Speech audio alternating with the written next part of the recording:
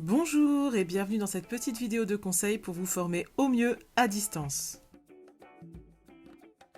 Grâce à Internet, il est désormais possible de se former à distance très aisément et c'est devenu encore plus flagrant depuis le début de la crise sanitaire. Que vous utilisiez un ordinateur, un smartphone ou une tablette, vous pouvez vous former de votre bureau ou de chez vous ou encore si vous êtes en déplacement, pourquoi pas de votre voiture ou d'un hôtel. Les avantages sont nombreux, plus de souplesse horaire, plus de facilité à trouver un formateur ou une formatrice, surtout dans des domaines un peu plus spécialisés, et la possibilité de se former y compris en déplacement comme je l'indiquais un peu plus tôt. Côté langue, évidemment, se former en langue avec des locuteurs natifs devient bien plus aisé également, et avec la crise sanitaire, c'est aussi une manière plus sûre de continuer sa formation ou d'entamer une formation. Et quand on fait une formation en présentiel, c'est aussi, en cas de confinement par exemple, le moyen idéal pour poursuivre ses apprentissages. Les langues, bien sûr, font partie des enseignements les plus aisément transposables à distance. Et pour ma part, j'ai commencé à enseigner de la sorte en 2015. Et je peux vous le confirmer, ça marche plutôt bien. Chaque centre de formation a bien sûr son propre système et ses propres chouchous, mais en termes de logiciels, il y a quelques classiques, et pour ma part, avec Swisstories, j'ai préféré m'en tenir à en gros 5 solutions qui sont le plus souvent déjà connues de mes stagiaires et ou qui ne nécessitent pas trop d'installation. Prioritairement, vous le connaissez sans doute, je vais utiliser Zoom. C'est l'option de formation à distance par défaut de mon côté, pour plusieurs raisons. Il fonctionne avec la plupart des navigateurs majeurs pour ceux qui ne souhaitent pas faire d'installation. Il fonctionne sur les appareils fixes comme portables. On peut y partager des documents aisément, il a un tableau blanc interactif intégré, ce qui est très utile. Je pense que tous les enseignants sont assez d'accord avec ça. Pour les groupes, on peut travailler chacun sur un document à son rythme, signaler quand on est prêt, on peut signaler qu'on a une question sans interrompre les autres pour autant. Et il est également possible de diviser un groupe en plus petits groupes pour travailler en parallèle des activités orales par exemple sans se gêner les uns les autres, etc. Bien sûr, c'est pour ça qu'il est aussi populaire, c'est pour ça qu'on s'en sert beaucoup. Et grâce à cette popularité, il y a aussi de nombreux tutoriels disponibles pour vous aider à régler les problèmes éventuels de connexion si ça vous arrive. En second, je travaille beaucoup aussi avec Discord. Pour le moment, on ne l'utilise pas comme logiciel de visioconférence pour les cours, mais avec mon mari, qui est mon référent technique, nous sommes en train de développer un petit serveur pour proposer un espace communautaire à tous nos stagiaires. Au programme, vous pourrez pratiquer en dehors des séances grâce à des salons de préparation, des jeux, des défis et des bots, des petits logiciels automatisés qui pourront interagir avec vous sur le serveur. Ce sera aussi le moyen de vous connecter avec d'autres personnes apprenant la même langue si vous n'êtes pas dans un groupe. Vous pourrez partager ce que vous souhaitez, des astuces, pourquoi pas des activités d'entraînement à deux en groupe. Vous pourrez échanger en vocal ou à l'écrit. Et là encore, une fois, c'est très facile, c'est un choix très simple. Si vous voulez aller parler avec quelqu'un, vous vous mettez dans un salon vocal. Vous pouvez vous donner rendez-vous, vous pouvez arriver et rejoindre un salon vocal s'il est ouvert, etc. Sur le long terme, nous espérons pouvoir aussi permettre à des locuteurs natifs de rejoindre le serveur afin que vous puissiez échanger avec eux et peut-être en retour leur apprendre le français, pourquoi pas. Ça va prendre un peu plus de temps, mais on espère vraiment voir ça arriver. Et bien sûr, si d'autres idées surgissaient sur la communauté, donc nous sommes aussi ouverts à vos suggestions, notamment quand la plateforme sera un petit peu plus active. Là, on est encore en train de préparer ça. Et ça sortira a priori en même temps que les cours en ligne de la plateforme Free Learning, j'en parlerai dans une autre vidéo. Ma solution de rechange en cas de souci, avec Zoom notamment, ce sera un classique, c'est Skype. Alors il est largement répandu pour un usage personnel comme professionnel, il permet de s'appeler, de se voir, de partager des contenus. Sur ordinateur par contre c'est un programme à part entière, il faut parfois beaucoup de ressources, je vais en parler plus bas, comment optimiser les séances, etc. Mais c'est vrai qu'il est beaucoup plus lourd que Zoom par exemple. Plus léger sur smartphone et tablette, il vous permet de profiter de vos séances avec une qualité audio et vidéo améliorée, mais à mon sens, un petit peu moins que Zoom quand même. Et puis, soyons réalistes, Skype n'est plus tout à fait aussi répandu qu'il l'était quand j'ai commencé à l'utiliser. Avant votre formation, si vous souhaitez utiliser Skype, vous pouvez vérifier si votre ordinateur fonctionne bien avec, en consultant les pages sur la configuration minimale de Windows, Mac ou Linux. Car oui, Skype est bien sûr un produit Microsoft, mais il est également disponible sur Mac et Linux. Il est disponible également sur Android, iPhone et iPad. Et il pourra souvent fonctionner très bien sur du matériel récent, sur du matériel plus ancien. Attention à ne pas choisir des mises à jour trop récentes qui peuvent parfois ralentir énormément votre matériel, voire ne pas fonctionner. Autre alternative que j'utilise de moins en moins, mais qui est utile car c'est un produit Google, Hangouts, ou Duo d'ailleurs, puisqu'ils ont tendance à vouloir remplacer cette fonction qu'avait Hangouts, qui était comme le Skype de Google, par Duo, pour des appels en audio ou en visio également. Si je continue de le garder sous le coude, j'ai envie de dire, c'est parce que si vous avez un compte Google, c'est-à-dire un Gmail tout simplement, et si vous avez un téléphone Android, vous avez forcément ce compte, car c'est ce qui vous permet également d'aller sur le Play Store chercher des applications, eh bien vous avez déjà le compte qu'il vous faut pour utiliser Hangouts et Duo, et vous n'avez rien d'autre à ajouter à part peut-être l'application. Ceci dit, on peut utiliser Hangouts depuis son navigateur internet, de préférence Chrome, encore une fois Google recommandé. Et Duo, il est en général déjà installé sur les nouveaux téléphones, et dans le cas contraire, bien sûr, vous pouvez le télécharger. Il fonctionne un peu comme FaceTime sur les iPhones et ne nécessite qu'un numéro de téléphone. Donc là encore, c'est bien pratique car il n'y a même pas besoin d'avoir un compte Gmail finalement. Et même si bien sûr c'est un produit plutôt Android et Google, il est également disponible sur PC, Mac, Linux et les smartphones, que ce soit Android, iPhone ou iPad. Et enfin, j'en ai brièvement parlé, pour les utilisateurs de la marque Apple, bien sûr, c'est-à-dire les iPhone, iPad, MacBook, etc., FaceTime est le pendant intégré de Skype. Comme cette app utilise votre Apple ID, il n'est en général qu'à la configurer et c'est parti. Donc bien sûr, si vous êtes sur Mac et que vous avez une préférence pour FaceTime, on peut l'utiliser, mais statistiquement, j'ai constaté que les gens préfèrent les autres options car FaceTime va plutôt être pour les appels entre amis, famille, etc. Maintenant, quelques conseils techniques pour une séance optimale. Tout d'abord, ça me paraît assez évident, mais ça fait jamais de mal de le rappeler. Mettez-vous au calme. Isolez-vous loin de vos collègues ou de vos proches, si vous êtes à la maison ou au travail, dans un espace avec le moins de bruit possible et où vous pourrez vous concentrer sans être dérangé. Mettez votre téléphone en silence ou encore mieux en mode avion ou ne pas déranger. Si vous êtes dans votre bureau, prévoyez une petite affichette, par exemple « Formation en cours, merci de ne pas déranger ». Si des notifications arrivent pendant la séance, essayez de faire abstraction et de les garder pour après. Sauf réelle urgence, en général ça peut attendre quelques minutes, sachant que vos séances en général ne sont pas très longues. Se former à distance a bien des avantages, mais ça reste un temps de formation et contrairement aux formations en présentiel, c'est à vous de créer cet espace propice. Second conseil, prévoyez des écouteurs. Cela vous permettra d'une part de vous isoler un peu plus, surtout si vous êtes dans un environnement un peu bruyant. De plus, pour un cours de langue, bien sûr, l'audio est essentiel et les enceintes intégrées ne suffisent pas en général à bien comprendre et entendre. Avec des écouteurs, le son vous parvient plus directement et vous permet de mieux saisir les nuances de prononciation par exemple. D'autant qu'il n'y a rien de plus épuisant que de passer 1 heure, si vous faites 1 heure d'anglais par exemple, à tendre l'oreille pour comprendre son enseignant.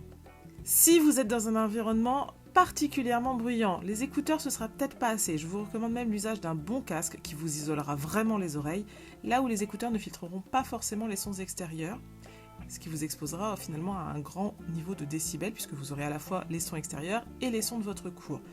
Ceci dit, il existe également maintenant de très bons écouteurs avec un bon réducteur de bruit. Ils sont souvent sans fil. C'est souvent des écouteurs pour faire du sport, aller courir, aller nager, qui sont vraiment les plus au top. Et ce qui est bien, c'est qu'ils sont tellement plus répandus qu'avant que maintenant on les trouve à un prix relativement abordable. Conseil suivant, n'en demandez pas trop à votre appareil. On oublie souvent que plus on fait tourner de logiciels ou d'applications à la fois, plus l'appareil aura du mal à suivre. Donc avant votre cours, fermez toutes les applications ou tous les logiciels dont vous n'aurez pas besoin pour la séance. Si vous êtes sur un ordinateur, pensez aussi à fermer ou mettre en pause tous les logiciels se connectant à Internet, à l'exception bien sûr de votre antivirus et du logiciel pour le cours. Alors on n'a pas toujours conscience des logiciels qui peuvent être en train d'utiliser la connexion pendant qu'on travaille, donc voici quelques exemples de logiciels qui vont peut-être utiliser votre connexion en fond, même si vous ne les avez pas vraiment lancés et ouverts. Ils vont se lancer tout seuls au démarrage de Windows par exemple. Donc, dans les exemples assez classiques qu'on peut utiliser même à la maison, il y a Dropbox, CCleaner, Steam et autres plateformes en réseau de jeux, de stream, Twitch par exemple aussi peut aller se connecter tout seul si vous lui avez donné cette autorisation. Il y a aussi les logiciels de mise à jour, Windows Update en tête. Alors là, à part lui demander de le faire en pleine nuit, si vous êtes sûr de ne pas faire vos cours en pleine nuit, c'est vrai que c'est un peu difficile. Des fois, il fait un petit peu ce qu'il veut. Et bien sûr, les navigateurs Internet. Donc si vous avez plusieurs navigateurs Internet, parce que par exemple, vous avez un site que vous visitez souvent qui fonctionne très bien sur Chrome, et un autre sur Firefox, et un autre sur Microsoft Edge, vous avez le droit d'avoir plusieurs navigateurs Internet. Mais essayez de ne pas en avoir plusieurs ouverts en même temps. Et ça vaut aussi pour les onglets. Plus vous avez d'onglets, bien sûr, plus ça demande de ressources à votre ordinateur déjà de base. Et il est possible que certains de ces onglets travaillent avec la connexion. Et enfin, n'en demandez pas trop à votre réseau, c'est déjà un petit peu ce que j'abordais. On en parlait à l'instant, votre connexion Internet a ses limites également, et les formations par vidéoconférence peuvent vite perdre de leur charme si votre connexion Internet ne suit pas. Donc voici quelques conseils si vous rencontrez des problèmes de réseau pendant vos séances. Déjà, si vous avez plusieurs appareils connectés sur le même réseau, désactivez le Wi-Fi de ceux que vous n'avez pas besoin d'utiliser pendant le cours. Pour les ordinateurs, si la connexion vous semble difficile, préférez un branchement Ethernet filaire au Wi-Fi. En effet, il sera plus stable. Si d'autres personnes utilisent la connexion familiale, par exemple, demandez-leur d'arrêter si possible ou d'éviter les utilisations qui demandent beaucoup de bandes passantes. Tout ce qui est vidéo en streaming, jeux en ligne. Exemple typique, quelqu'un à la maison joue à la console, PS4, PS5, j'en passe, et vous trouvez que ça rame. Eh bien oui, c'est logique. S'il est sur un jeu connecté, même si c'est pas un jeu qui nécessite forcément d'être tout le temps en ligne, ça va demander des ressources à votre réseau. Bien sûr, si vous êtes sur un réseau professionnel, difficile de limiter les dégâts, mais sachez qu'en général, un réseau professionnel est pensé pour cela. Si vous avez vraiment beaucoup de difficultés dans un réseau professionnel, il est possible que tout simplement votre appareil soit bridé. N'hésitez pas à vous rapprocher des administrateurs réseau, ça peut être les informaticiens par exemple, pour leur demander ce qu'il en est et voir s'ils peuvent optimiser votre débit. Autre cas de figure, si vous vous trouvez en milieu rural, notez que parfois la connexion en 3G ou 4G passe un peu mieux que le réseau internet classique. Toujours bon à essayer. Et si rien n'y fait, vous pouvez toujours vous rapprocher de votre fournisseur d'accès à Internet pour effectuer un diagnostic réseau et tenter d'améliorer la situation. En effet, parfois on ne le sait pas, mais notre box, par exemple, peut être un peu bridée. Et il suffit de le demander pour être débridé. Voilà, alors bien sûr, je suis là pour essayer de vous accompagner, mais je ne suis pas technicien en informatique, et même si mon mari l'est, il a par ailleurs beaucoup de travail, il ne sera pas avec nous pendant les séances, donc on va pouvoir essayer de vous proposer des solutions, mais malheureusement, là, on ne va pas pouvoir vous accompagner complètement et il faudra savoir trouver vos interlocuteurs. Maintenant, une fois que tout marche, à peu près éventuellement, si on n'arrive pas à avoir quelque chose de parfait, comment vraiment profiter de sa séance ? Eh bien, tout ça, ça dépend de la formation que vous suivez. En général, votre formateur ou votre formatrice vous donnera des indications en début de formation ou avant la formation. Mais il y a quand même quelques grandes lignes qu'on peut appliquer quasiment tout le temps.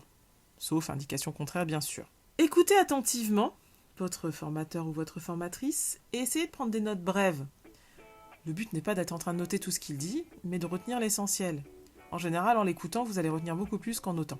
Pour ma part, en cours de langue, en fait, il n'y a pas vraiment de prise de notes qui se fait.